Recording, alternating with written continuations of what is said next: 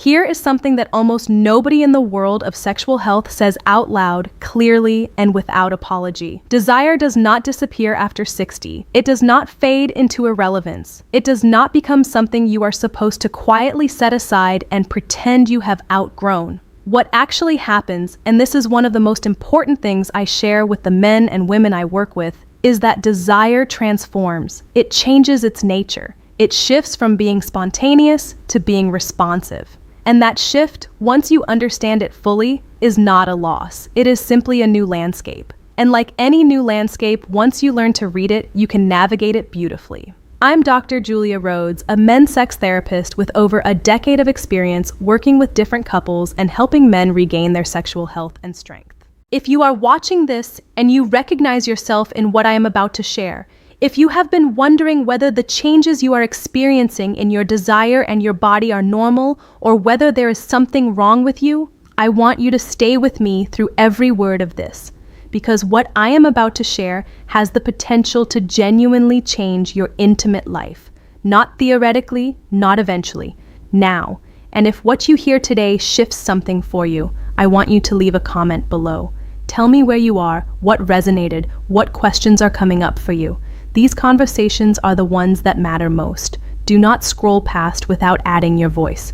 Let us begin with the most fundamental shift, the one that, once understood, reframes everything else. When desire is spontaneous, it arises seemingly from nowhere. You see someone attractive across the room and your body begins to respond before you have made any conscious decision. Your mind starts to move in a certain direction. Physical changes begin unbidden. The desire comes first, and the body follows almost automatically. For many people, this is how desire worked in their 20s, 30s, perhaps even their 40s. It felt effortless in a way that made it easy to take for granted.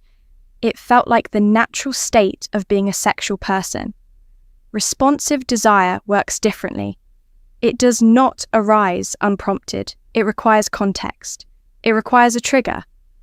Some form of physical touch, emotional connection, atmospheric preparation, or mental engagement that the body can respond to. It does not mean the desire is absent or diminished. It means it is waiting for an invitation rather than arriving uninvited. And once the invitation is offered, once the conditions are created, the desire that follows can be just as deep, just as rich, just as physically powerful as anything experienced in younger years. Sometimes more so because it arises from a place of greater emotional depth and self-knowledge than youth typically allows. Let me share something personal to illustrate this, because I think the most useful thing I can offer is honesty about my own experience as a woman in her 60s navigating exactly these changes.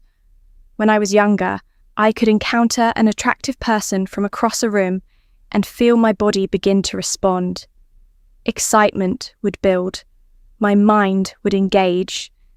Physical changes that prepare the body for potential intimacy would begin entirely without my having done anything to initiate them. The desire was spontaneous. It needed no warm-up, no context, no preparation. Before I continue, I want to point you towards something, because here is what I have come to understand after more than 10 years in this field. The conversation we are having today about her desire, about what she needs first, about closing the gap between you, is one essential piece of a much larger picture. Clears throat. And most men are trying to solve that picture one piece at a time, without the box, without the full image to work from, guessing at where each piece connects. I made a video that gives you the complete picture, every piece in order from beginning to end. It covers what is happening with your erections and your performance and exactly how to fix it.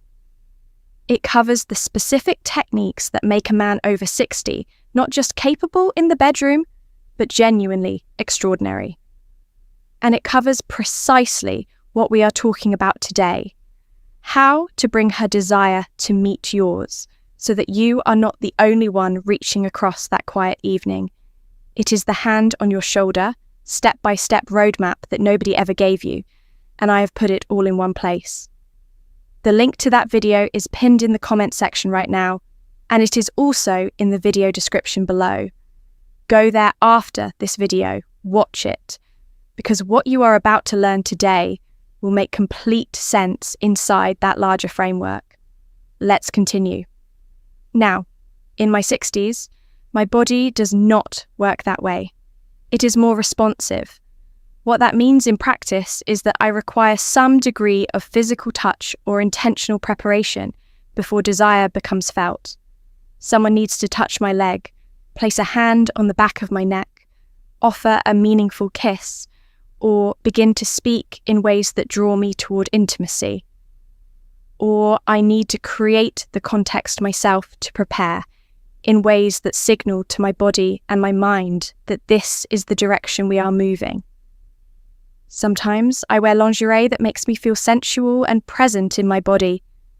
Sometimes I put on music that creates atmosphere, light candles, take a bath. I construct a scene that communicates to my nervous system something beautiful is about to happen. Get ready.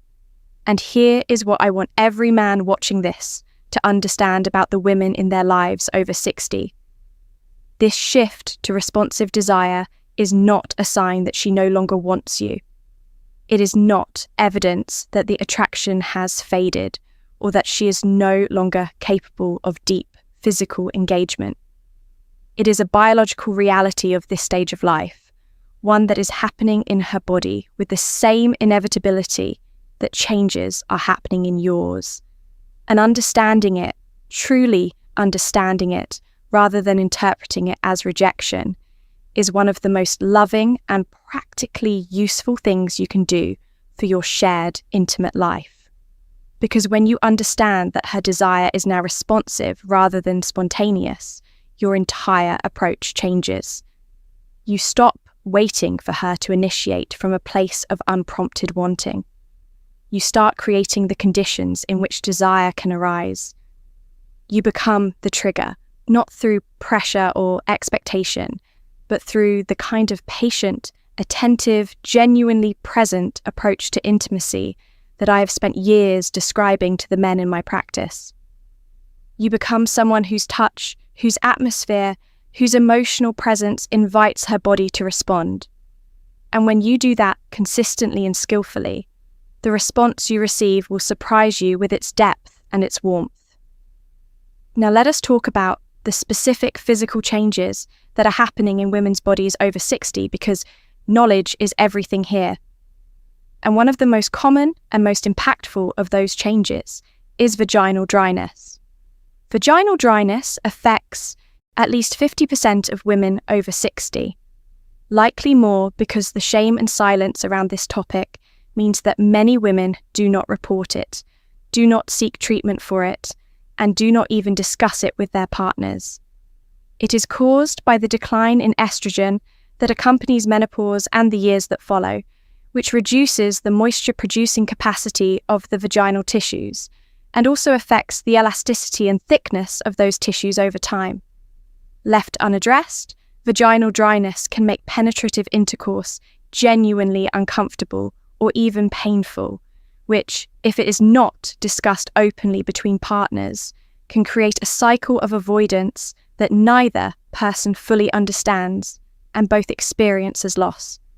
But here is what I need to say clearly, because there is an enormous amount of unnecessary shame and confusion around this. Vaginal dryness is entirely addressable. There are solutions, good solutions, and the most accessible and immediately effective of them is lubricant.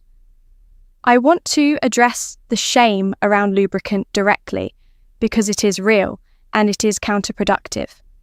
A significant number of people, men and women, operate under the assumption that lubricant is only for people who are experiencing a problem, that using it signals something is wrong or missing, that a woman who needs lubricant is somehow failing at arousal. I have heard this from countless people in my practice, and every single time I feel the same deep frustration at how much needless discomfort this misunderstanding has caused. Lubricant is not a solution to a problem. It is an enhancement.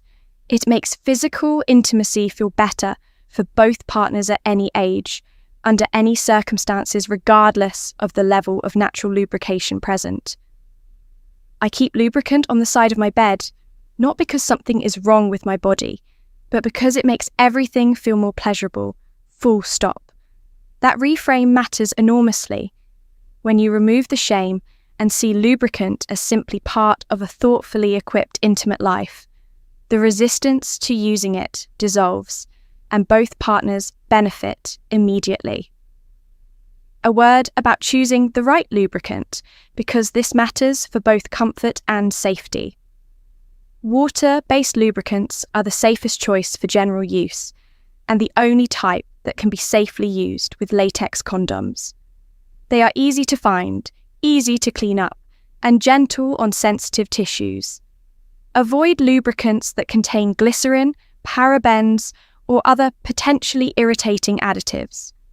Particularly important for women over 60 whose vaginal tissues may be more sensitive than they were in younger years.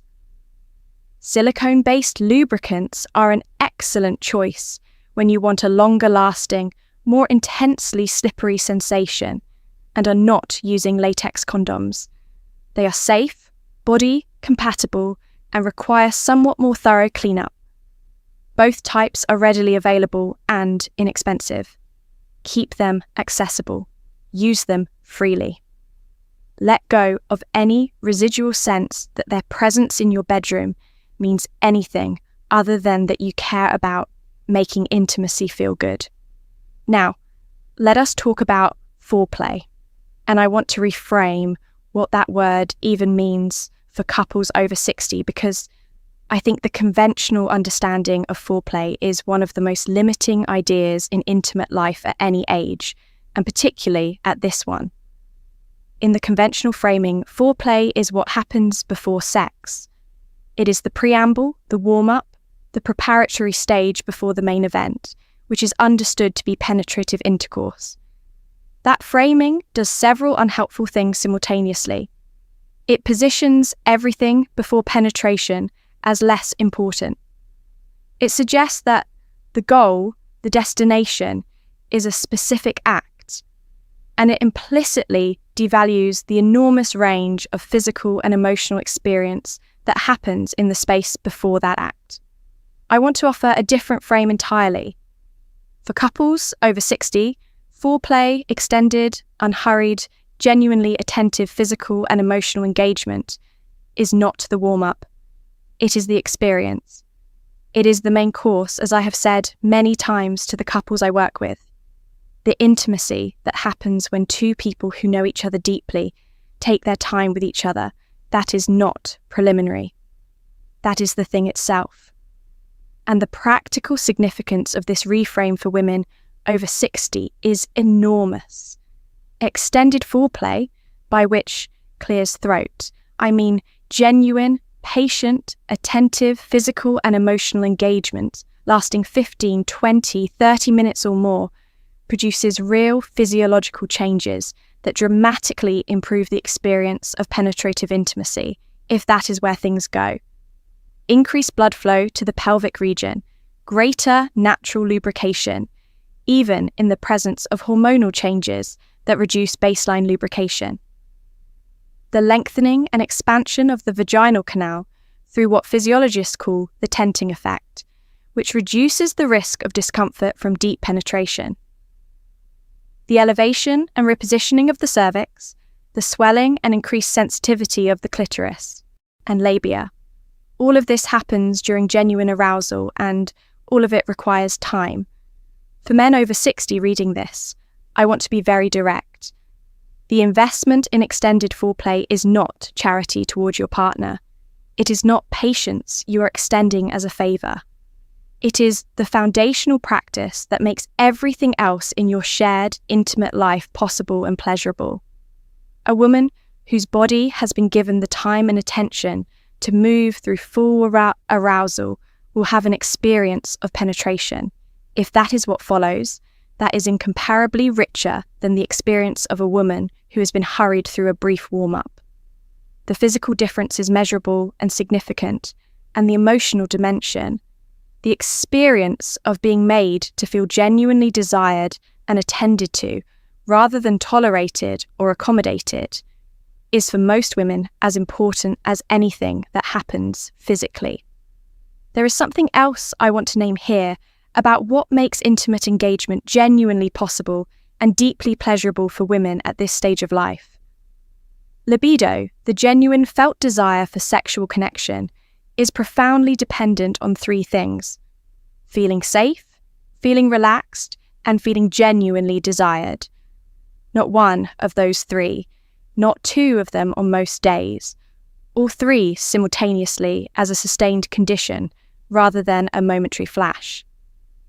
When a woman over 60 feels rushed or pressured or senses that her partner's primary attention is on their own gratification rather than on her experience, her nervous system registers that as a form of threat, not necessarily consciously, but at the level of the body. And the body's response to perceived threat is to close, not to open, to guard, not to surrender. The arousal response, which requires the parasympathetic nervous system, the rest, relax, and restore branch of the autonomic nervous system, simply cannot proceed when the body is receiving signals of urgency, pressure, or emotional unsafety. But when she feels genuinely safe, emotionally, physically, in the relationship, and when she feels her partner is truly present with her rather than managing his own anxieties about performance, and when she feels desired in the specific way that being given time and unhurried attention communicate, her body opens. The arousal response deepens. The experience becomes something she is fully participating in rather than something she is accommodating. That quality of full participation is what both partners are actually seeking, even when they may not have those exact words for it. And it is achievable at any age. In fact, for couples who have developed the emotional depth and communication that long relationships can produce, it is more consistently achievable now than it was in younger years when urgency and self-consciousness often interfered. Rest matters as well. I include this because it is often overlooked in conversations about intimate health, and because for many people over 60, fatigue is a genuine factor in how available they feel for intimacy. The relationship between sleep, hormonal health, and sexual function is direct and well documented. When you are chronically fatigued, your body deprioritizes sexual function. It is not a biological necessity in the way that survival functions are, and an exhausted system will redirect its resources accordingly. Protecting your sleep, treating rest as a priority rather than a luxury, is not separate from protecting your intimate life. It is part of the same continuum of care. Now, I want to talk about something that does not get nearly enough attention in conversations about intimate health over 60. The extraordinary health benefits of orgasm. Because if you need another reason beyond pleasure and connection to prioritize your intimate life, the science provides it compellingly. Orgasm, whether reached through self-pleasure or with a partner, produces a cascade of physiological benefits that extend well beyond the immediate experience. Regular orgasms have been shown to support immune function. The hormonal and neurological changes that accompany climax appear to enhance the body's natural defenses in measurable ways. They support cardiovascular health through the sustained elevation of heart rate and improved circulation that accompanies full sexual arousal and climax, a form of cardiovascular exercise that carries its own particular pleasures. They profoundly support sleep. The post-orgasm release of oxytocin and prolactin creates a state of deep relaxation that many people describe as among the most restful they experience, and consistent high-quality sleep is one of the most protective factors for overall health in the later decades of life. Orgasms reliably reduce stress by lowering cortisol and elevating serotonin and dopamine, the very hormones that regulate mood, motivation, and a sense of well-being. And perhaps most remarkably, scientific research has identified a meaningful association between regular sexual activity and orgasm and a reduced risk of cognitive decline, suggesting that maintaining an active, intimate life in later years may be genuinely protective of brain health in ways that are only beginning to be fully understood by researchers. Let me say that again in plain terms because I want it to land clearly. Having regular orgasms may help protect your brain as you age. This is not folk wisdom or wishful thinking. It is an emerging area of scientific evidence with genuinely significant implications for how we think about intimate life in the later decades, which means that prioritizing your intimate life, creating the conditions for desire to arise, investing in the foreplay and the atmosphere and the emotional connection that make orgasm possible for both partners is not indulgence. It is an act of genuine self-care and mutual care. It is good for your immunity, your heart, your sleep, your stress levels, and your cognitive health. Orgasm is medicine, the most pleasurable medicine available, and the only one that requires nothing more than the willingness to seek it. So, let me bring all of this together with some specific practical steps that you can begin implementing immediately. Set the scene with intention. Atmosphere matters more than most people give it credit for.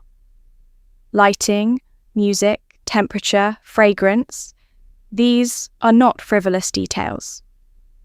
They are the signals that tell the nervous system it is safe to shift from the vigilance of daily life into the openness of intimacy. Soft lighting reduces self-consciousness. Music creates emotional resonance. A warm, comfortable environment removes physical distractions. Take these things seriously. Invest 5 minutes in creating an atmosphere and watch what a difference it makes. Consider scheduling intimacy. I know that scheduling sex sounds deeply unromantic to some people, and I understand the instinct completely. There is a widespread belief that genuine desire should be spontaneous, that if you have to plan for it, somehow the authenticity is diminished.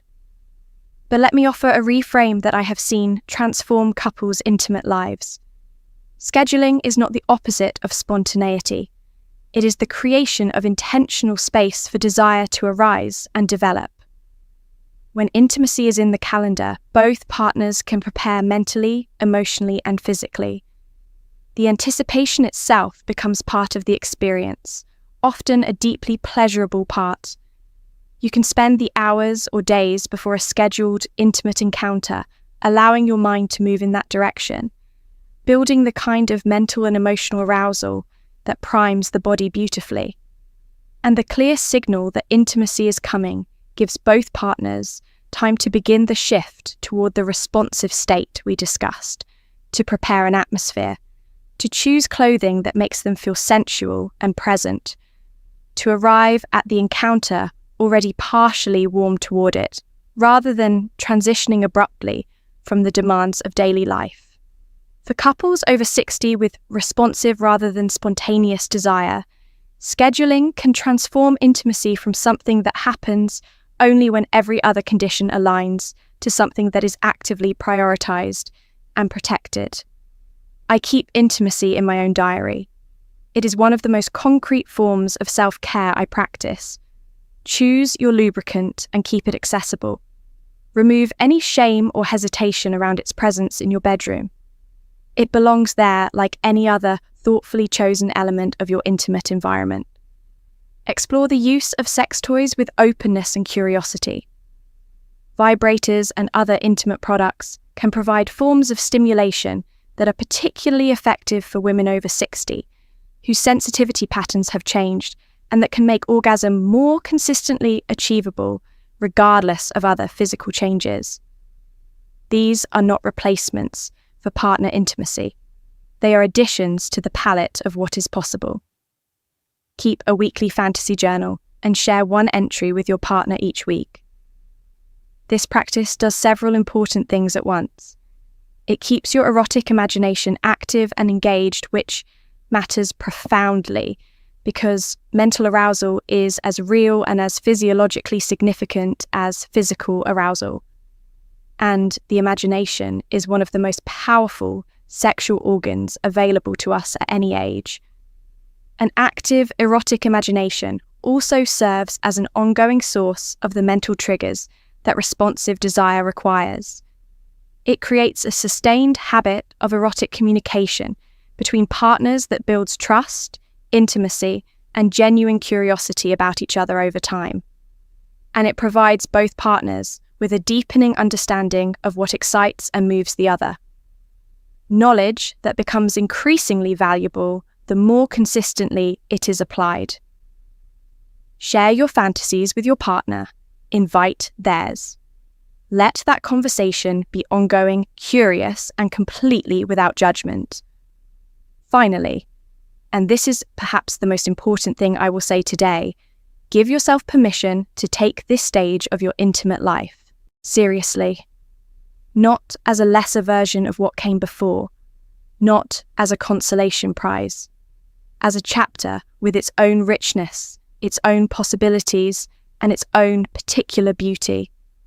The depth of connection available to couples who have known each other for decades, who have navigated life together through its difficulties and its joys, who bring to their intimate life the patience and emotional intelligence that only time produces. That depth is genuinely extraordinary. It is available to you. It is waiting for you to claim it. Now, I want to take a moment here because what I have shared with you today is one crucial piece of a much larger picture. Understanding what your partner needs is foundational. But for many men over 60, there is more going on than simply needing a new approach to intimacy. There are questions about erection and performance that haven't been answered. There are techniques and approaches that nobody has ever walked you through specifically for men in this stage of life. There is the challenge of aligning your desire levels with your partner's in a way that feels natural and sustainable rather than forced or negotiated. These are not small questions and they deserve complete answers. That is exactly why I put together something that I believe is the most comprehensive resource I have ever created for men over 60 who want to reclaim their full sexual confidence and their intimate relationship. I made a dedicated video about it, and I want you to watch it. It pieces the entire puzzle together, from fixing erection and performance issues at the root level to the specific techniques that make a man genuinely exceptional in bed after 60, to the exact approach that brings your partner's desire into alignment with yours. Every piece connected, every step guided from beginning to end, like someone who has walked this road with hundreds of men, taking you by the hand and showing you every turn. The link to that video is pinned in the comment section right now. It is also in the video description below. I want you to go and watch it after this video, not because what we covered today isn't valuable, it is, but because what is waiting for you in that video takes everything you have learned here and gives you the complete roadmap. The whole picture, nothing left out. Go and find it. It is pinned in the comments and it is in the description below.